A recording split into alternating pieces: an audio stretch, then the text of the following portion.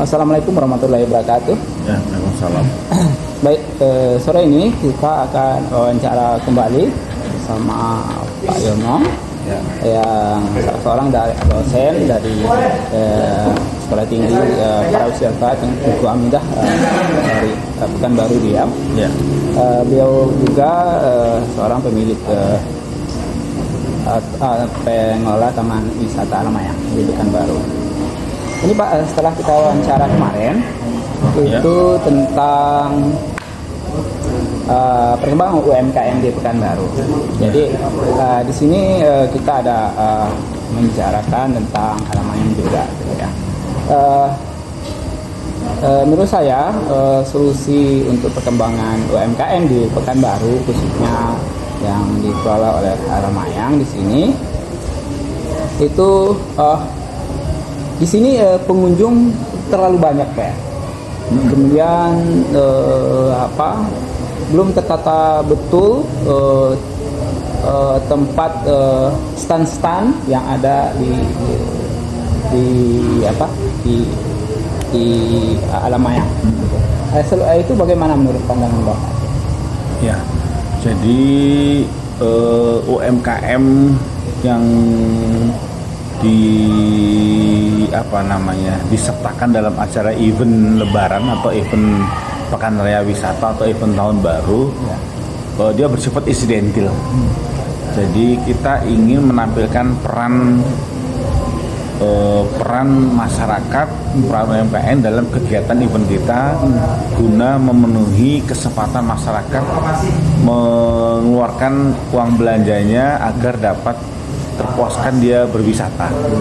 Ya, karena dia insidental, maka penataannya juga tidak bisa permanen gitu. Iya. Dia lebih bersifat sementara karena hanya melakukan kegiatan antara 3 hari sampai 10 hari paling lama. Jadi dia tempatnya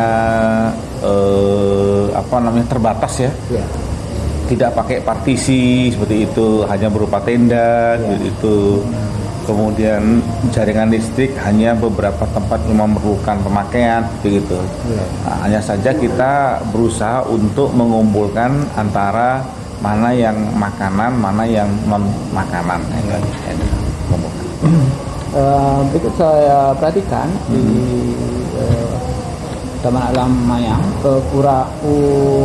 kurangnya tersedia tong sampah yang di sini. Kemudian para pengunjung tidak diedukasi bahwa sampah sebelum ditinggalkan udah dimasukkan ke dalam tong sampah.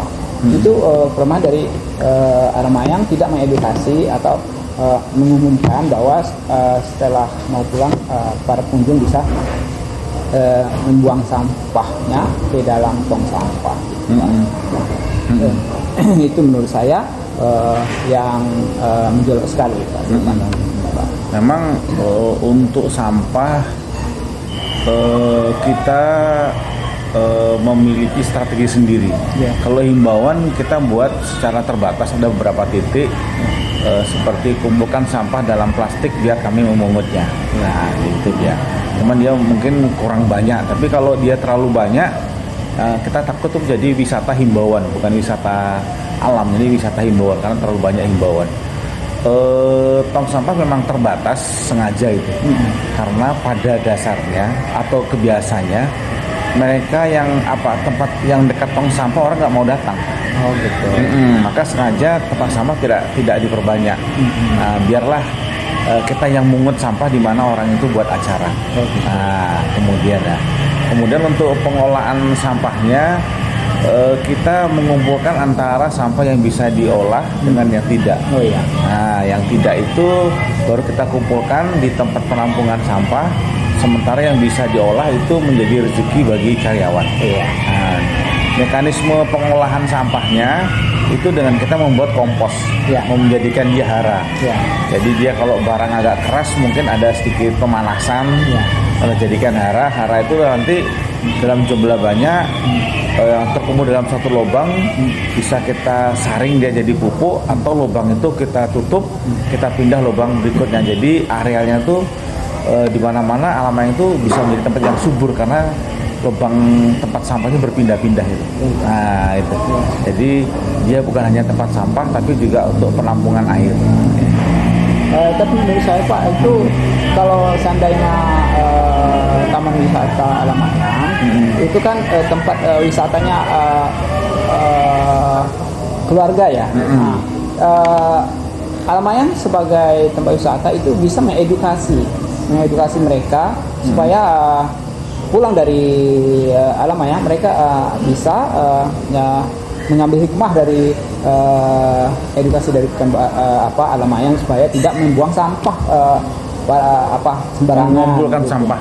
Ya, kita ada himbauan tapi terbatas. Ya. Dikumpulkan sampah pada tempatnya biar kami memungutnya. Nah, itu redaksinya bahasanya seperti itu. Terus Pak, saya perhatikan di sini mengapa di sini Bapak ini tenaga kerjanya dikasualkan, mengapa tidak di penerimaan karyawan gitu Pak? Tempat wisata itu kan ramenya hanya Sabtu Minggu. Iya. Nah, jadi antara hari Senin sampai Jumat itu kalau kita karyawannya sama-sama hari Minggu itu bermasalah itu. Karena di kosnya masih bermasalah. Nah, oleh karenanya pada Sabtu Minggu yang pada event-event ramai kita menggunakan tenaga kasual. Nah, di antara tenaga-tenaga kita yang ada memang didominasi oleh orang tua. Ya, mengapa orang tua? Karena orang tua tuh dia lebih serius bekerja. Dia tidak berpikir mau pindah. Nah, dia berpikir besok pagi ada tempat saya untuk bekerja. Sementara kalau dia masih muda di bawah 30-40 dia masih mau pindah-pindah. Nah, sementara kita memberikan pelayanan yang pasti kan, nggak boleh ya. Oleh karenanya karyawannya cenderung didominasi oleh orang-orang yang berusia lanjut, karena dia lebih tekun gitu, tidak berpikir untuk pindah. Itu kendalanya berbeda cara pengelolaannya ya. Jadi kita raminya cuma Sabtu Minggu, maka Senin sampai Jumat itu tenaganya cenderung banyak kasual. Tapi saya kira kan bapak-bapak ini kan tenaganya kan kaum kalangan tua gitu. Lebih baik beliau Alamaya nggak memberikan para kaum tua untuk menjadi karyawan Alamaya, karena udah sekian lama para kaum tua bekerja di sini. Kalau kita sebenarnya tidak membutuhkan dia yang mencari pekerjaan. Mengapa dia bekerja? Nah, itu unsur psikologis tuh. Kalau negara bisa membayarnya, mungkin negara mengasih gaji. Nah, tapi negara nggak bisa bayar. Kemudian anak-anak tidak ada yang menghidupi dia, atau anak-anak nggak ada yang mampu. Nah, dia hidup hanya berdua bersama istri. Maka sebagai kepala keluarga dia bekerja.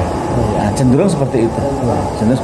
Kita ada yang sudah bekerja 30 tahun, 40 tahun, 50 tahun ada di sini. Kalau menurut saya itu kalau sampah yang pertama itu yang harus ditanamkan sekali. Oh iya. Memang sampah sampah itu menjadi satu masalah, tapi itu juga menjadi satu identitas.